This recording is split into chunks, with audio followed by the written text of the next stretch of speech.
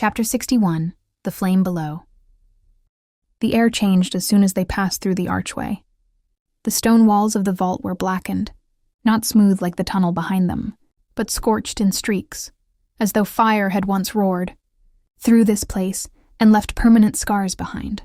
Runes were carved into the surface, broken in places, half melted. Some flickered faintly when Decima walked near them, reacting to her presence. Mayella stayed back, just inside the threshold. "Something's wrong with this place," she said under her breath. Daniel stepped forward without replying. His footsteps echoed in the chamber, soft but deliberate. The light from the braziers they'd left behind didn't follow them. Instead, thin lines of orange light threaded the seams of the walls, veins of magic that pulsed slowly, like the heartbeat of a sleeping thing. Decima moved beside him, her fingers brushing the air near one of the runes. It sparked faintly in response, recognizing her magic. "It knows we're here," she said. Daniel gave a slow nod. "It's waking up." Mayella's voice came sharp from behind. "What do you mean it? What's waking up?" Decima didn't answer. At the far end of the room, the floor dipped into a short staircase that descended into a narrow corridor. The path was framed by an arch of stone, fused at the top by melted metal, ancient, warped, and strong. The runes around it had been scratched over, erased, as though someone had tried to destroy the language. "This part wasn't meant to be opened again," Daniel murmured. He was right. Everything about this place felt sealed, not abandoned, buried. Decima took the first step down. The air thickened. Her lungs burned slightly, not with heat, but with something denser, older. Fire magic lingered here, but it was warped, suppressed, like it had been locked away for too long and no longer remembered how to breathe. The corridor twisted once, then opened into a low, wide chamber. The walls here were different. They were covered in overlapping carvings, not words, but images. Hundreds of them, layers upon layers of scorched stone, painted with fire-tinted stains that still glowed under certain angles. Daniel stepped up to one of the walls and reached out slowly. "Don't touch it," Mayella warned. Too late. His fingers brushed the surface. Light exploded from the carving, not outward, but inward. Daniel froze. His eyes lost focus. He stood perfectly still, hands still on the wall as if he'd been rooted in place. "Daniel?" Decima stepped forward, instinct kicking in. "Can you hear me?" He didn't move. "Get away from it!" Mayella snapped, stepping forward. "Stop." Decima raised one hand. "It's not hurting him. It's showing him something." They stood in silence for nearly a minute. Then Daniel staggered back, pulling his hand from the stone like it had burned him. His breathing was uneven, his expression unreadable. "What did you see?" Decima asked. He didn't answer right away. He stared at the wall, jaw tight, eyes locked on nothing. Then finally he spoke. "They bound them," he said. "They didn't just kill them. They sealed them. One by one." Decima's stomach dropped. "Dragons?" He nodded slowly. "Some were too powerful to destroy.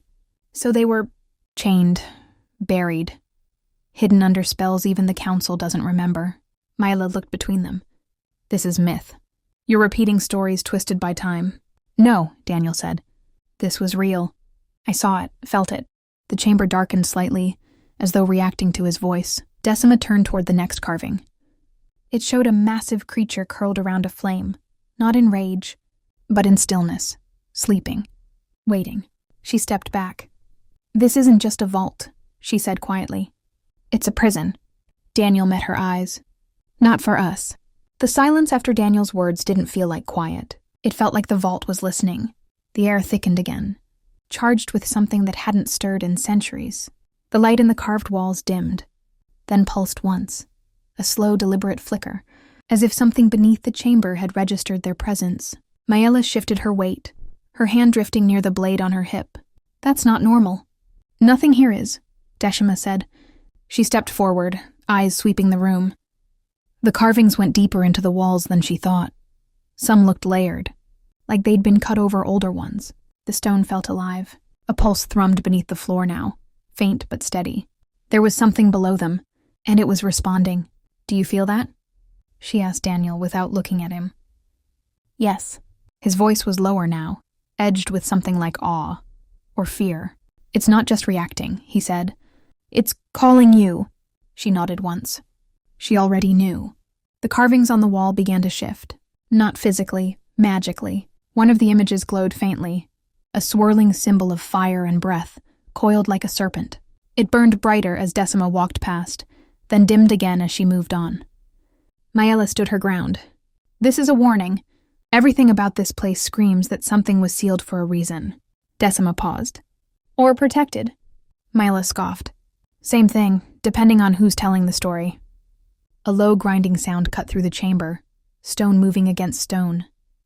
At the far wall, a large circular section began to pull backward. Not open, recede. The center of the wall spiraled inwards, like the carving itself had become a lock finally triggered. A curved staircase was revealed behind it, descending into darkness. A new level. Daniel stepped forward. That wasn't there before. It was, Decima said, watching it form. It just didn't trust us yet. The air from below was warm, dry, and sharp, like heat that had been waiting with purpose. Maella didn't move. You're not going down there. Daniel looked back at her. Then stay here. You don't know what's down there. What if it's not a vault? What if it's alive? Decima met Maella's eyes. That's what we're here to find out. She stepped toward the stairs.